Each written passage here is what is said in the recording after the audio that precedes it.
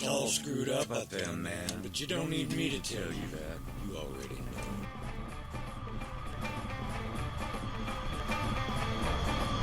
Welcome to Deep Americana.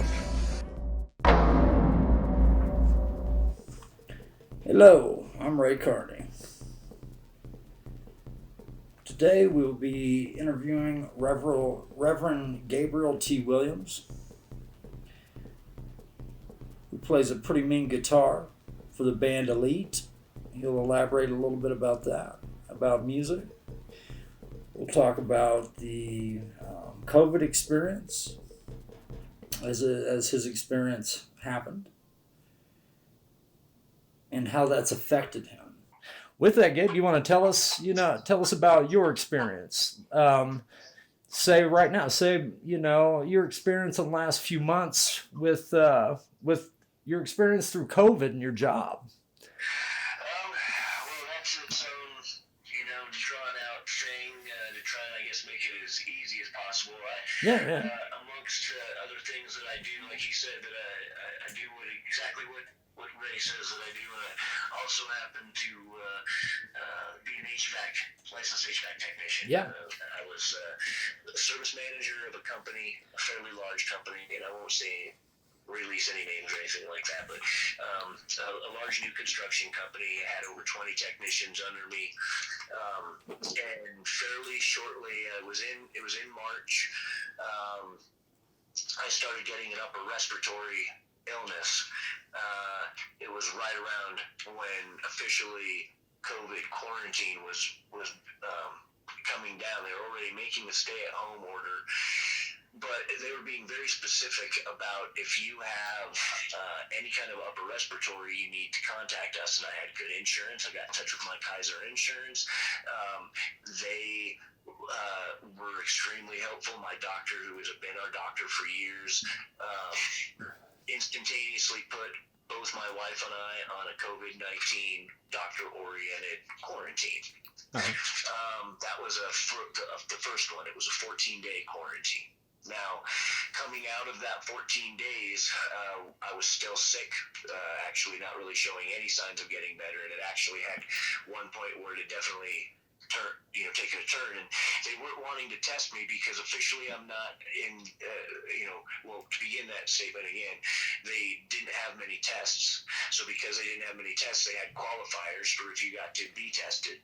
I didn't meet those qualifiers because I wasn't in the age category. My fevers weren't high enough.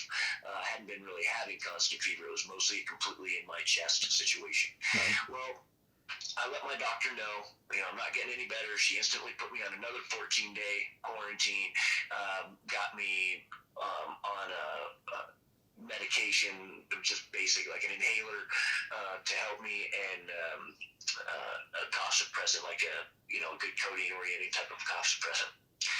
Then, and I've been in, obviously, because you asked about the employer, I was in constant contact with the employer, right, making sure that as soon as I got my doctor's notes, and those notes said COVID-19 quarantine. Right. They weren't long doctor's notes. We're talking like 2 sentences. Right. I was in contact with them every single time I got one from the doctor. I sent it to them. The third one went into play. And they didn't just call it COVID-19. She also called it acute bronchitis and got me going. She was worried about it going to pneumonia, and so she got me on an antibiotic. And in that time, my employer drove up from Parker to Loveland, came up here, took away my van, took away my phone, took away my tablet, and I was no longer the service manager of said HVAC company. Right. My employment was terminated wrongfully in the midst of a national quarantine situation, stay-at-home order. He broke my quarantine. He also brought up our HR girl. They both broke my my whole quarantine to come up here and take my vehicle and my possessions away. Wow. And my job, obviously. Right. They tried to tell me on my street, and it's so funny when you wish people were around to hear exactly how blatantly wrong people can be. Right, but, right. He tells me, well, by you filing for unemployment, you resigned. I talked, and he didn't even say lawyer. He's like, I talked to legal, and then he told me that by you filing for unemployment, you had officially resigned. And I was like, no, that's not the case. Right. My words, almost word for word, was that's not the case. Not only did I not resign, you will not be receiving a letter of resignation from me. I'm not quitting. Right. You're coming up here and you're firing me. I was allowed to file for unemployment while under quarantine. Right. You guys weren't paying me some kind of PTO. I wasn't getting paid time off. I wasn't getting vacation time or something weird like that. I wasn't getting anything from my employer. Right. Let's make that very fucking clear. When sorry, I don't know if I can cuss on here. Yeah, you can. You're fine. Okay, cool. But I was not getting anything from my employer when I filed for unemployment. I got unemployment. Right. And let's put it this way, it doesn't matter, and I know in some people's cases the money that they made with the government. Can I interject for just a second, Gabe? I want to point something out. Sure. And so this and I'm pretty sure lots of people have went through this with their employers. There's a lot of people that haven't gotten stimulus checks. There's a lot of people that their taxes are screwed up. And then we have a dude killed on TV, right? That blatant, horrible misuse of power. And then we have people protesting. Guess what? People that don't have money that are hungry are probably going to kick a window in and get some food. Sorry, right? Right. I mean, that's, anyways. That post you probably saw on our band page today, and I'll say right now, our band is very prolifically on the surface of the injustices going on. Yeah, oh yeah. And as you know, Ray, we are taking a daily stance, multiple times a day, daily stance. Multiple times an hour sometimes. Yeah, exactly. I mean, we are not, I mean, what else do we have time to do? Right. Well, I take that back because, sometimes I really feel like there's that obvious, we should be in the front line of this. But what is the front line? I mean, like, you've got to really break that down with this. Like, being on the internet, you're going to reach billions of people with what you're saying. Going and protesting, you're going to reach people too. So I just want to point out, I feel like the front line is everything, and however you can support shit. Yeah, I agree. You also know me from the standpoint of, that one of the many things that I do is that I'm an armor builder. Yeah. Shields for a long time. I literally made shields for people for a living to be used in medieval combat in the Society for Creative Anachronism. And so, I've got a giant monster shield out in my garage in my shop right now. Right. That's ready for me to. My whole suit's out there. I could suit up. I could go down and like we were discussing in that conversation in person last week. There's that part of me that wants to like walk down in there. There's another part of me that's on another sense of that. And I posted this inside of a group the other day. And it actually just started taking some traction today where I think people noticed it as a comment. But I said, if you need shields built, contact me and we can discuss many options for legitimate shields. Because I build shields. Right. From medieval combat. Right. That's pretty amazing. Part of me thinks that, these guys need to be better armored. Right. Speaking of that, I was talking to a good friend of mine about a different way to protest, and right now one of the more beautiful things that's came out of it is the umbrella, bringing an umbrella to so tear gas isn't hitting you and all sorts of other shit. Absolutely. Yeah, and so I think shields would be potent. What they're trying to do with the umbrella is mimic what the Romans and the Greeks did. Yeah, Spartan formation. What then? Specifically, it's called a phalanx. Okay. It's not Spartan, but to be specific. Okay. Cool. that is a phalanx. Cool, and that's man. Minus the spears. Let's Right. take out the 9 and 12-foot spears. Right. But the shield formation itself, the Greeks invented it. The Spartans definitely used it. So did a bunch of other Greeks, especially at that time. The Romans adopted it, and that's one of the reasons why they, between sandals and that type of formation, they conquered the known world. Yeah. So what they're doing with their umbrellas is that exact formation. What I would love to see people doing is using real shields, because umbrellas can be torn. Totally. Cartridge, it's hell. Don't get me wrong, it is better than nothing. Right. But if I could outfit, say, a unit of 15 people, that can actually stand that formation with legitimate shields, Right. and just look eye to eye with the cops shooting them from across the line and being like, really, that's what you got? Right. That's what you got? Right. That would be amazing. Would be amazing. I'm sitting, I'm almost considering I've got so much freaking plywood here. I'm thinking out loud now. You said you wanted a conversation. Well, now I'm thinking out loud. I've got all this fucking plywood here. It's just sitting around not being used. You know what? You will make shields. I would make oil paintings. Well, that's what a painter does. Right. I mean, bro, you know about my older brother Pat down in Bolivia a lot of the time, and in Mexico. Yeah. And one of the things, he's a political science major, has 5 degrees from UC San Diego. Yeah. And his biggest thing, he made a movie on it that got produced on Bolivian public television that was about the graffiti during 2 different time periods. The time period before the coup in Bolivia, where people were being oppressed, the artwork of the oppressed. Right. And then the contradiction, I don't want to say, I'm sorry, not the contradiction, but the contrast of that after the coup. Right. Because the revolutionaries won. Right. And Bolivia became beautiful for a very long time. That changed about 8 months ago. Yeah.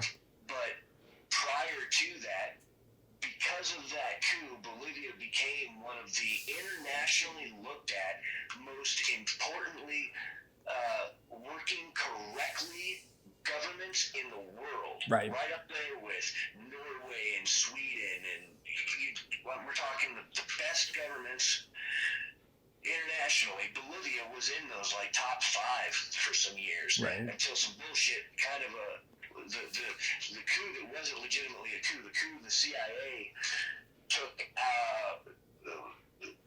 put in essentially what we have now in Bolivia is an American-based president again, which means that everything that the Bolivian coup originally started just got taken away from them in a huge way. Right. But prior to that happening, man, this was all based off of the art, the graffiti, and what he documented beautifully was the contrast of the pre-coup, the full revolutionary, we are an oppressed people artwork. Yeah. They could be found,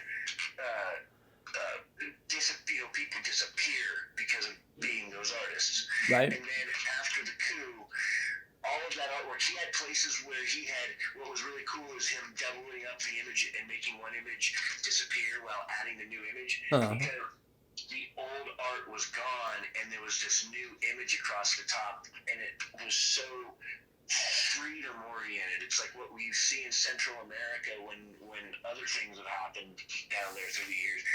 The art, you as a painter are the heart of the movement. You are the visual heart of the movement because you get to express it through paintings, which when take it way back into European pre-expressionist painting and shit. I mean, the artists have always been the revolutionaries, you know? Right. Yeah.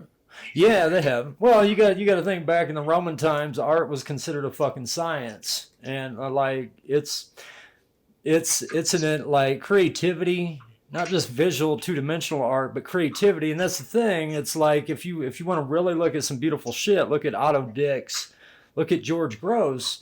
I'm not sure which one, but one of them was a German when the Nazi shit was going on, and he owned a printing press, and this motherfucker got arrested every week for making anti-Nazi art in his printing press, you know. And it's like, that is where, and the thing about it is it's a language that unless you're paying attention, you may not understand all of it. And so you can get a lot in. That's why comic books. Okay, so like think about Grant Morrison, think about sigil magic, think about multiple realities. Yeah. You know, he really pushed it. A lot of people don't realize the Matrix is just a shitty telling of the Invisibles comic that they clearly ripped off. If you look, it's panel for panel. But he didn't go sue him because he knew he was perpetuating that idea that he was trying to get through. And I think we, as a culture right now, we're worried about me, mine, what I have, my accumulation, instead of the ideas of community and helping each other. And that's why we're seeing these breakdowns, people killing each other, you know, like government's not giving a shit about people that can't feed themselves, just all sorts of, you know, racial violence that, you know, it's goddamn 2020, shouldn't be happening. You know what I mean? You know. Let's take it to its very basic principle of... Yeah, go for it. Essentially, as the media is trying to gain any kind of traction on something this new, and we can take it back to when the original COVID, the big art, you know, that people are, you know, kind of disregarding. They completely ignored it first. Completely ignored. Yeah. But when they don't know, and they don't know 100% of the statistics. Right. Statistics are constantly shifting. Their stories are shifting. What the scientists are telling them is changing. Their stories are having to change. And to me, that doesn't mean that they're bad press. It doesn't mean that they're bad at their jobs. Like a lot of people are attack the media. And I'm just like, there might be some specific media that I'm unpleased with, but for the most part, what I understand, and when you really watch, you have to watch the whole grand picture of what's happening with the media that day. To track down what is, I don't want to call it the truth for that day, okay? But the truth for that day might change tomorrow because facts change that rapidly, especially in a rapid-fire situation like what we're dealing with. Multiple issues. Right. International pandemic. Inside that international pandemic, tons and tons and tons of things being dealt out. Huge blows to the economies worldwide. Just using that as a, you know, one basic example. We've got a sickness going on that just impacted world economies. That impacted world economies caused things like the largest amount of suicide attempts in 1-2 week period. That was more people in that 2 week period tried to commit suicide than an entire year in that same community. Okay? So you have to look at this from all kinds of fucking points of angles, just dealing with the pandemic and what it did. Right. Then, like you said, then we bring in a complete shitstorm due to not just one, because he wasn't the one. It didn't start there. No. Pandemic. The man who was out jogging got fucking shot down. Right. The lady who was in her home and got shot 8 times in her bed. With a no-knock warrant, we might add. Right. These situations led to a complete fucking meltdown. And Well, it's a manifestation of that anger, too, from the beginning. You know? Right. It's fucking, to be honest, it's terrifying, you know? Because we're not, I mean, to look at it, and I agree 100%, you have to look at it from all angles. But it's, you know, we have media as such in today's day and age that, like, whatever put out the unemployment rate, right? The next day, they had skewed that, and that can be a screw up, right?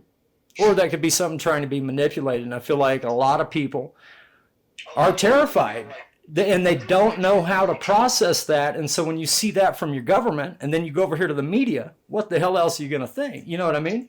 It's really hard to process, and not everybody has had the chance to do research and other things, or even knows how to do research. Well, here's the thing. Here's why the unemployment one is kind of fucking just dumb to me. The fact that we're trying to pull it off as a government as saying that, oh, we just saved, as a government, we just saved the worst unemployment rate. No. Right. They're just, yeah. Go back to their jobs. Right. That wasn't a fucking giant change in fucking unemployment, you dumbasses. Right. These were a bunch of fucking people coming back off of furlough. Right. Because of a fucking pandemic, you douche. Right. Not you, obviously. No, man, and that's this is a huge deal in this stuff, because we're in uncharted waters. We're having I'll call it almost a racial revolution, to where we're getting our world better, to where we don't have so much of the systemic racist bullshit at all, hopefully. But it's like, I don't even know if we've all contemplated what's about to happen. It's possible that everyone, people could be completely sick now too. You know what I mean? And it's we live in a real crazy world right now. Oh yeah, I mean, I don't want to prolong but Memorial Day happened. Everybody goes out. Yeah. We're starting to see the spikes from that. The states reopening. California, Texas, Arizona seeing the biggest spikes since COVID has even started in single 7-day, week-long periods. Right. Over 5,000 cases in a week this last week. In Texas, same thing in California, same thing happening in fucking Arizona. That is about to be a statistic you start seeing nationwide. This is only the spike due to Memorial Day happening right now. Right. And states starting to reopen early. Yeah. It's about to get bad, my brother. Oh yeah. So when you say we haven't even dealt with the grief we haven't even, there's no way we could have dealt with the grief of the statistic of over 100,000 dead during this COVID situation, because most of the fucking country doesn't even believe that many fucking people have died. The other part of the population, like you said, is still kind of in shock about that number. They're smart and they know it's still rising, so thinking about it as that number is just bullshit. Like today it hit, oh my gosh, let's all look at this, and to over 100,000. It's like, yeah, and rising, and it's gonna be 300,000 after the come fucking August. Yeah. Oh yeah. It's I think we're not out of the woods yet. We got to hang on and treat each other a lot nicer than we have been, and understand that the very foundation of the problem with the COVID, with the people that have been killed in racial injustice, things of that nature, like we got to learn to be fucking nicer to each other, period. And we need to get rid of systemic racism, period. Absolutely. I mean, all of it. I think part of that, seeing like Minneapolis vote and to abolish their police departments as they stand now, and this became a major controversial thing on our band page the other day when our band posted that and stood behind that idea, the whole defunding the police and everything, and everybody's like, oh, that means you just want lawless America. It's like, no, we want a community-run department. We want social workers to do the things social workers should be out here doing to help facilitate the community, not people in places of power that are trying to sell drugs or have sex with people or whatever, right? We don't want our armed tactical force to go out unless they're needed. And our armed tactical force will be an expertly trained. They will have gone through a way better hiring quality for ethical responsibility and such, they will be a better quality human to begin with, just from the hiring standpoint. Then they'll be trained in different ways than our police have been trained now. Yes, they'll be trained in all the tactical ways that they need to be fucking trained to deal with a goddamn tactical situation, but they will also be trained and wanting to be trained, because that's what they're going to be signing up for, to be a better human, to be the next generation of better community law enforcement. Right. And that's, that leads me to like how we deal with homeless people or junkies in a lot of states. You arrest them and put them in jail, and it's like, no, that isn't how you do that either. And we've got a ways to go. But I think we get there. I think it's understanding. Black lives do matter. Somebody made a post, and it's a big generalization, but at the same time, I 100% agree with it, but I don't just agree with it from the standpoint of Black Lives Matter, but way more so from it. But let's use weed in Colorado as the example. Yeah, do it. Anybody who was busted for a weed-only offense, but their point was very specifically, any black man who was busted on a weed-only offense needs to be set free. Yeah, that would be amazing. Straight. That would be fucking phenomenal. That's, and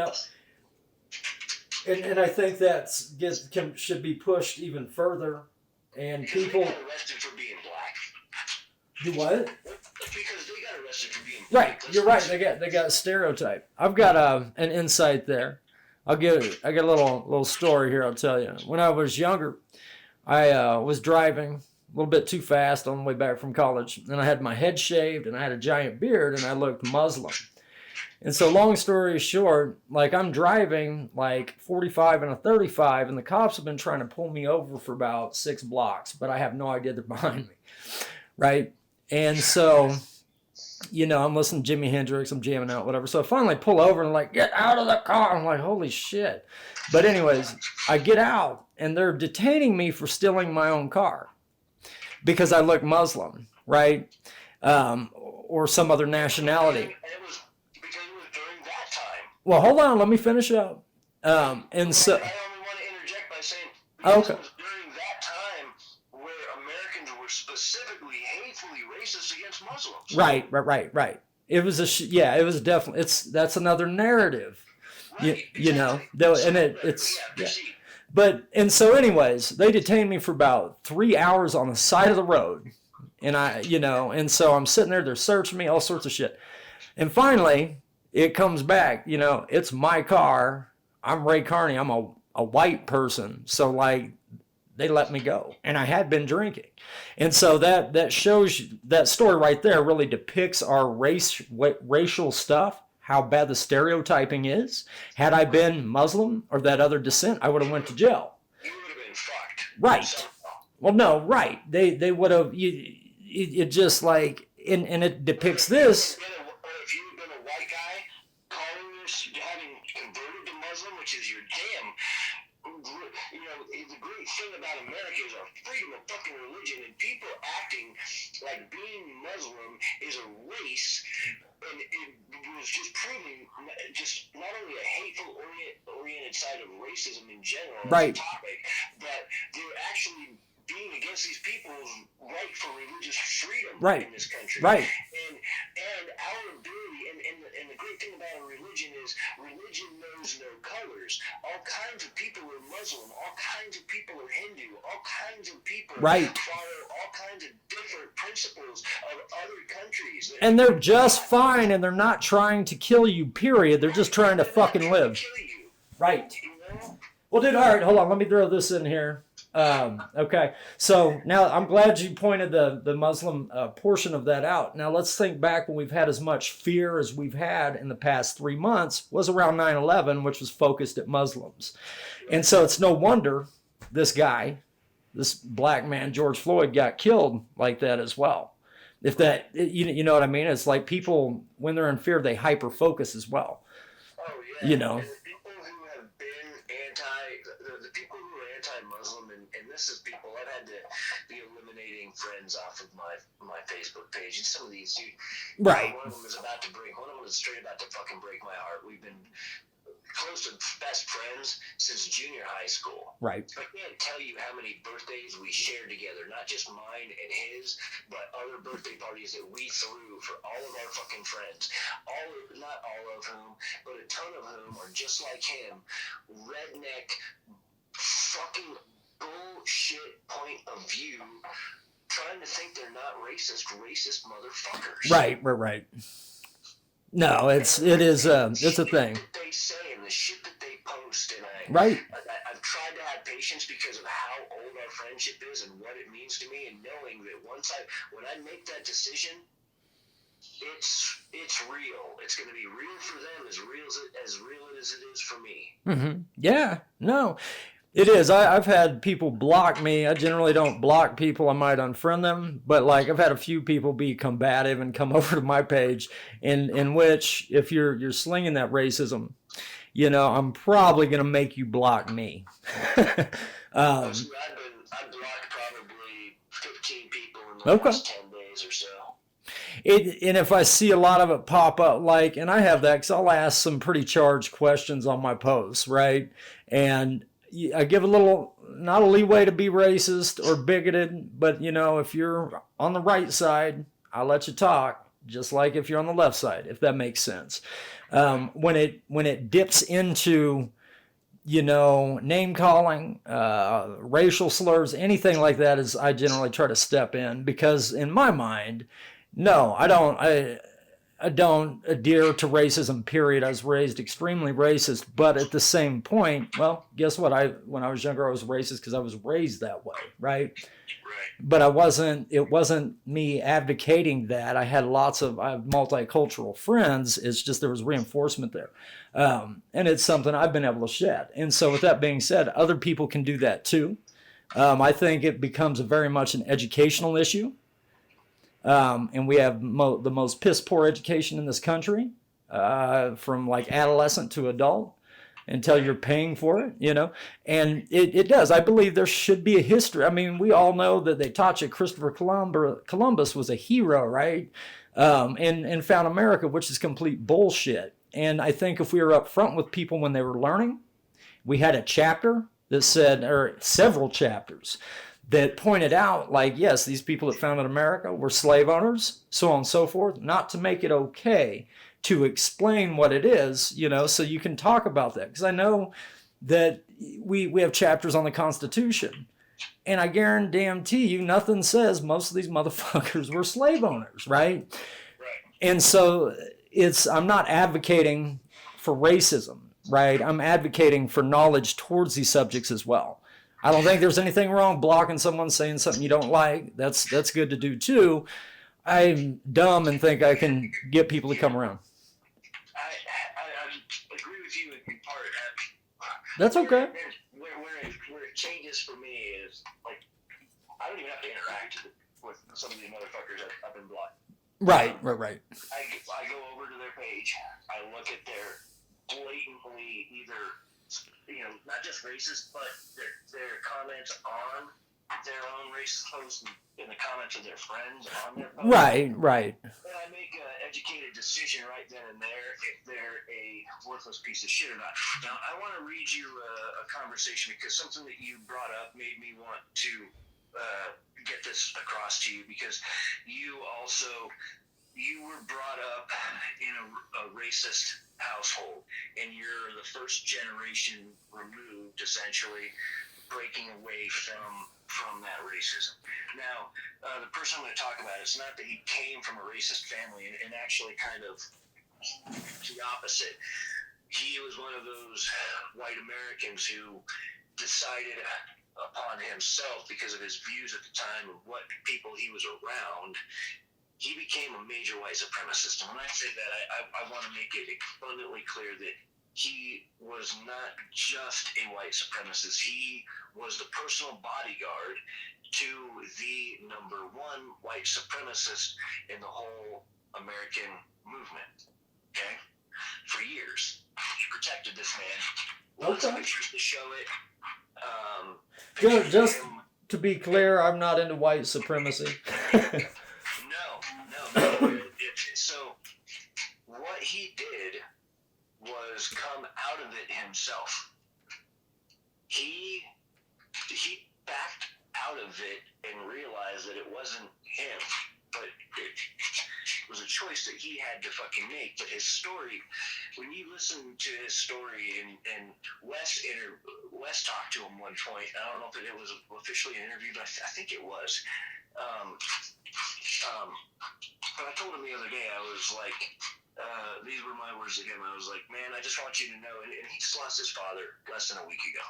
And I was telling him that, you know, my condolences and grievance and stuff. And after we had gotten past that, I was just like, man, I just want you to know how proud as a human I am that you made the changes in your life that you did. I wish there was a good way to get your story of a 180-degree turn away from racism out there. This is the time for people to see hope towards No, yeah, that would be amazing. Right, because people think that they can't be saved. And I was like, but you are living proof. And here's his response. The biggest problem is before I even say this, this is the reality. This is what you and I and Roman talked about the other day, and this is Chris saying it specifically. The biggest problem is they have to want it. Most people who are in that position either like the power of being bullies or they actually agree with the rhetoric they are preaching, and those people just can't be reached. Right, I think okay. that I and a few others were the select few.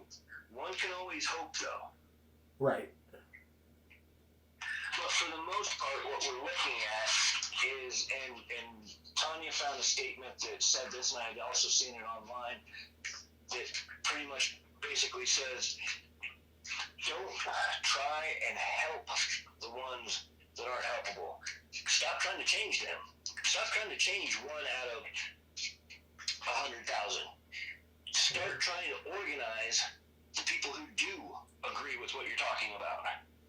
Because that's what we need to do. We need to organize. Yeah, so what? We're going to change a few minds here and there. That's not what we're trying to do. We're trying to organize and get fucking shit done.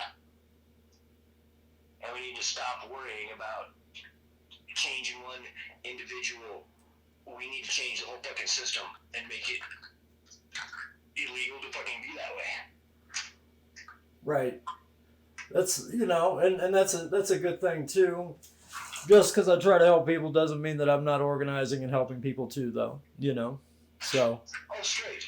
You know, but yeah, generally. In the grand scheme, I haven't changed not one of my friends that I've known since grade school up till now that have engaged in one of these conversations with me on Facebook. Not one of them has changed their mind because of what I've said. Right. Okay. Or what anybody else has said. They've argued their point just as strongly, and at the very end of their argument, they have either left the conversation, left our band page, done whatever. Right. Well, that's, you know. Roman's blocking people fucking left and right. Yeah, I know. Me and him has some commentary on there as well. You know, I had a post the other day that people perceived as racist that I took down because, you know, we're all fallible in what we're trying to say, regardless of what we think we're doing, period. Right.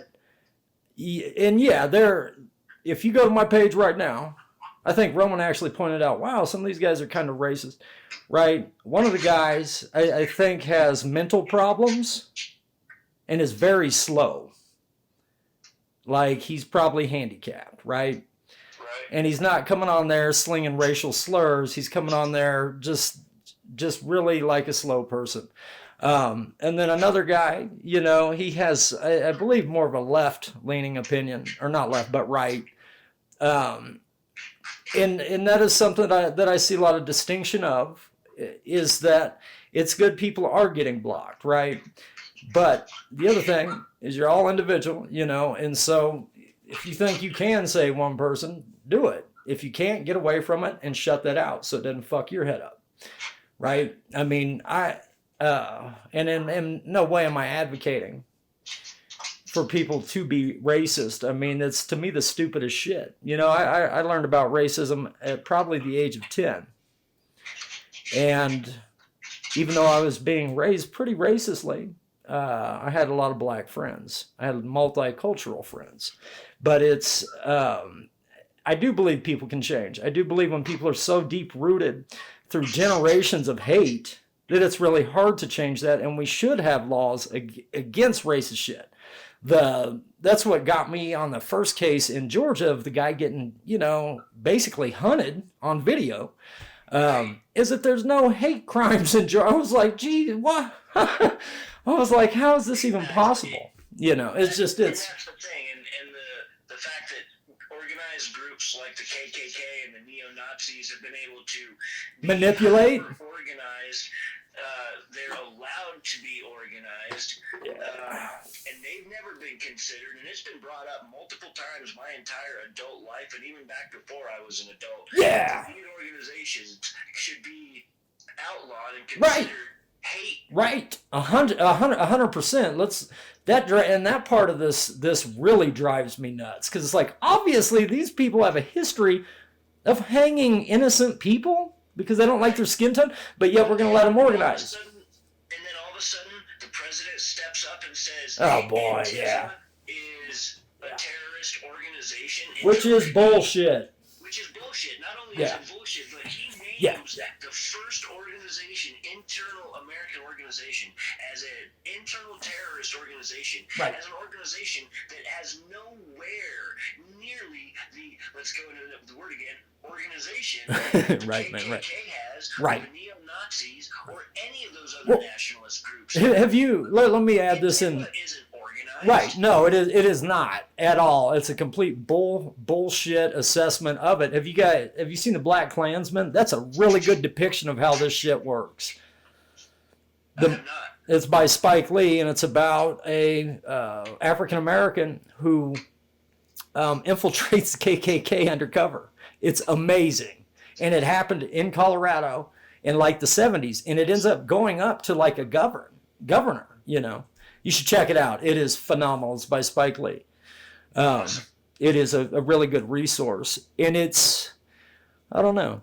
Anyways, we've been. What do you want to add here, Gabe? We're almost about an hour or so. What I would say is,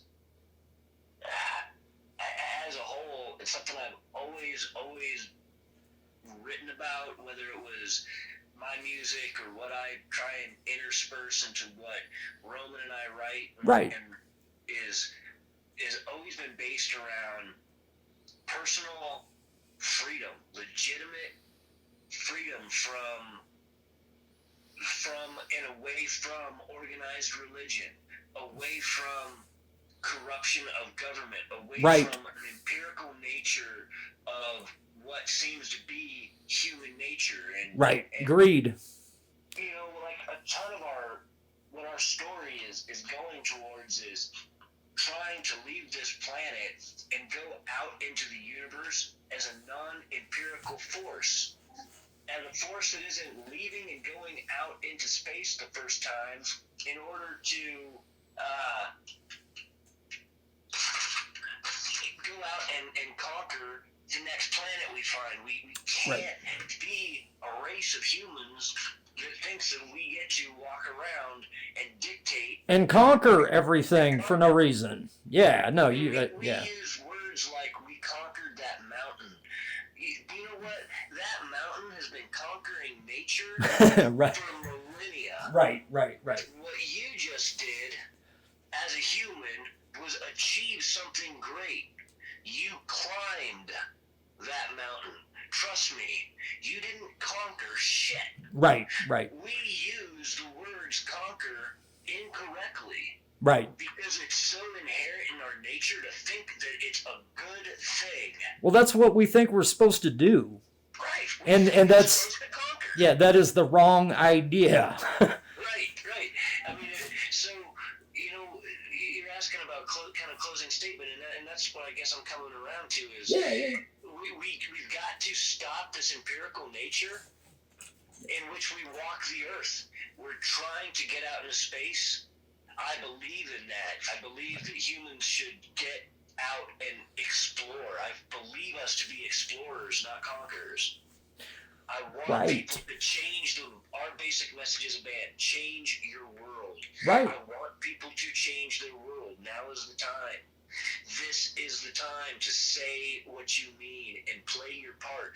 Whether it's like you said, if we're all on the front line because we're back here being on the internet, we're having podcasts, we're being artists, we are doing and playing our part because we are being supportive of a movement. Right.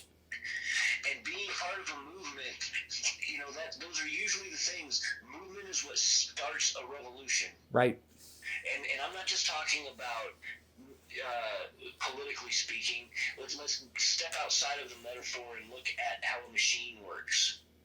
It requires movement to get an evolution or the revolution of a fucking motor into action. So whether you're looking at it from the side of physics or whether you're looking at it from the side of politics, right now there's a movement building. That movement is causing change. People, this is the time to change things around you. Do it and do it positively. Right. Let's get rid of all of the old negative rhetoric and look at things with a positive outlook. Right.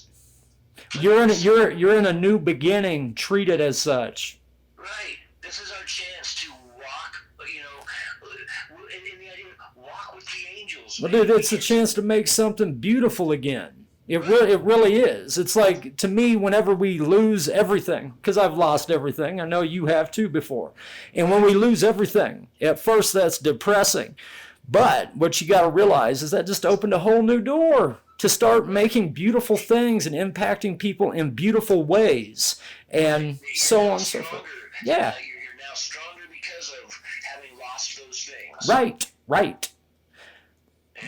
Yeah. We as a society, this is not the American thing.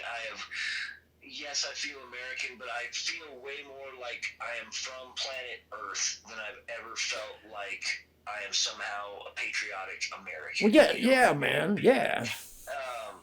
Totally. I'm a human. You're a human. We're all sitting here living and breathing the human experience. And I might add, with a ton of other great creatures and everything all the way down to trees. And right. I'm not talking about tree hugging shit. I'm talking about all of the living things that we share this planet with. That ecosphere. Experience the living, breathing aspect of just being a human and being on planet Earth. And we throw that away every day for what you were talking about earlier, the 9 to 5. Yeah. And I think a big portion, I want to add to what you're saying here, is that you're talking about community. Is exactly what you're talking about. Like, and I say this very, very much, is that if we keep going the way we're going about I, me, and mine, and don't view this, just like what you said, you shouldn't even view it as being an American, but being on Earth and being a human, and start viewing this as we need to help each other. This shit gets a lot better, but if we keep going I, me, and mine, we destroy this shit, and your grandkids have nowhere to be. So, wake up. Exactly. Right? Straight. Yeah, you can keep going if you want, man. No, I mean, I think, this is, I would say that no matter what, you're absolutely right, it is about community. I've always been about the tribe, the community. Yep. You don't get to just, the best way to raise a kid isn't by yourself. It's with the whole aspect of the family and the community around it. And now that, here's where I will only throw in this end. There's the negative aspect of that. Here's the dichotomy of it. Right. That happens on the other side of the fence too. That's happening on the racist side of the fence, and that goes into our conversation where it's also happening more because they're breeding more. Plain and simple. Right. Well, and in southern Missouri and the Ozarks and those places that are Trump supporting fucking whole communities, bro. That's crazy. Communities of doing a bunch of meth.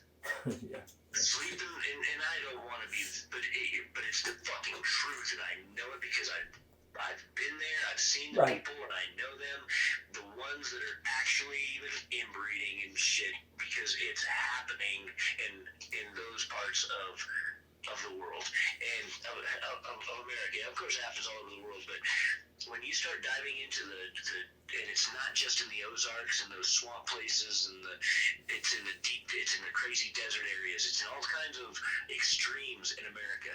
When you start getting into the extremes of America and you start getting into the communities like the Appalachian Mountain communities and shit, that's pretty much where a ton of the Trump supporters are coming from, and that is where they are definitely breeding a lot of kids with hatred. And so that whole statement of what I was just saying with I don't want to lose track of my statement, and I'm losing track of my statement, but that idea that you're making the next part of the good generation, they're not. They're making a generation worse, and they're training them to not want to hear the message. That's the other part of this that we have to remember. When somebody's being indoctrinated with this kind of shit, they're being told that they're going to tell you this, and and fuck that, because your response to that is this, and this. You know, just listening to how they argue for the Confederate flag. Right. Which is a symbol of hatred and racism. Right. Period. It doesn't matter how you draw the line fucking through it. I had, we talked about this. I had family members. I mean, I'm a Dalton. You know, if you look back at the history of my family, it's not like it's a private fucking situation. You can read all over the internet what the Daltons did during the Civil War, and mostly, obviously, they're famous for what the dumb youngest brothers did after the Civil War. But what the older brother did while riding with Quantrell is some straight horrific war crimes. My family were war criminals after the Civil War and hunted with the James and rode with the James gang. They did that. All of them were hunted with bounties due to war crimes that they committed. Huge racial atrocities, like in Lawrence, Kansas and such. Right?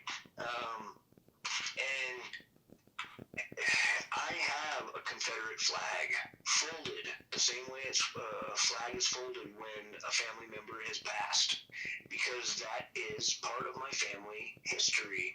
That flag is folded because those parts of my family have passed, the memories have passed, and that flag gets put away with a distinction of what it meant historically.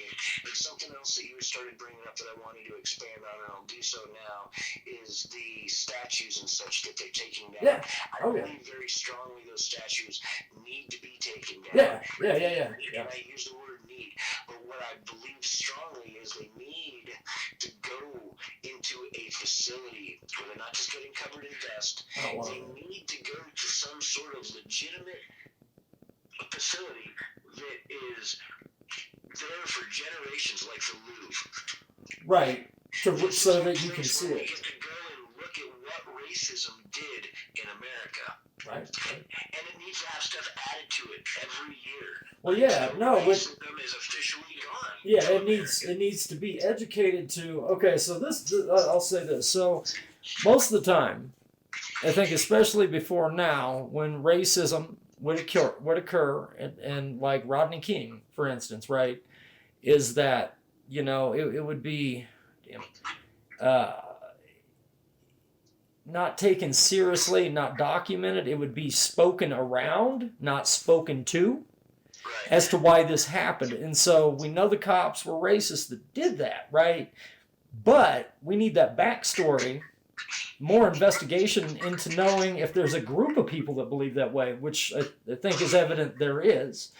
I can tell I got another 10 minutes worth of conversation. It actually won't take that long, but finish your statement, and then I definitely have a direction to go. Okay, go for it. That's all I had to say. Inside of our police forces, inside of our military, inside of pretty much every police organization, and we're dealing with FBI, CIA, DEA, ICE, obviously the list goes fucking on, right? Right. It You've does. got all of these police organizations inside of America, and the one thing that they all have in common is people on their force are part of the organized white supremacist movements. Right. And white national movements. I believe firmly in that too. Yeah. Now, those movements themselves are hyper-organized. Those movements have agendas. Right. Those movements don't just have agendas, they set forth missions. Right. Those missions are very, very specific in their basic form, which is to, when given the opportunity, do it on the side of white supremacy, not on the side of Uncle Sam America. Right? That's where they get to bend to their personal agenda. They get to, so you got fuck tons, I call it infiltration. Right. Like, No, it is part of it is. internal American terrorism Right. is the infiltration of the white supremacist movement, white national movement, in through 100% of our military, all of our emergency response, and all of our fucking police-oriented tactical units. All of them. All of them are infiltrated by white supremacists at this point. Which I think is pretty apparent, you know. Right. Yeah. And it's not like they get to root them out. You don't get to call those systems fucked just because they've been infiltrated. Right. Like it's like a mole. It's like a mole hunt. Right. Gabe, it should be like a mole hunt. It should be. There's a mole in the department. There's a mole in the department. No, the thing is, there's like, let's give it a head count. You got a police force with like 50 or 60 guys, right? All of them on constant rotation. Okay? You've got 15 to 20 of these guys that are highly white supremacists, organized within the same local group. They all go to the same meetings. They talk to the same people. They keep it all hush-hush, and they sure as fuck never talk about it at work. Right? And they go to work every day, and guess what? Their boss is part of it too. And guess what? His boss is part of it too. Right. And they get to do something specific because they're bosses. They get to decide who's on patrol together. Right. And so they make sure that good cops aren't riding with bad cops. Right. So that good cops, that gives the bad cops the opportunities to do the fucked up shit that the movement wants them to be doing. You get to do that when you and your partner are both fucking bumping elbows and being like, oh, dude, this is our fucking day. Check this out. We just pulled over a black guy and a black girl, and this is a fucking dark part of town. Let's see where this goes. They might even be fucking betting some money back behind the fucking wheel before they even get out of the fucking car. You know what I'm saying? I know exactly what you're saying.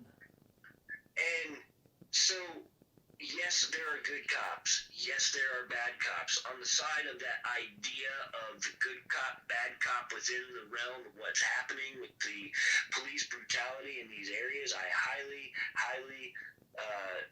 push that there are no good cops down there. Good cops down there would not be allowing that to happen. Hey, I've got a 970 number coming in, and I'm expecting to get a call from somebody. I have to take this. I don't know what it is. Okay. I might be able to come back to you, but No. We're good, man. We got a bunch on here. I'll be here. You have a good evening. This concludes my interview with Reverend T. Gabriel Williams. This concludes the recording. Destroy it immediately.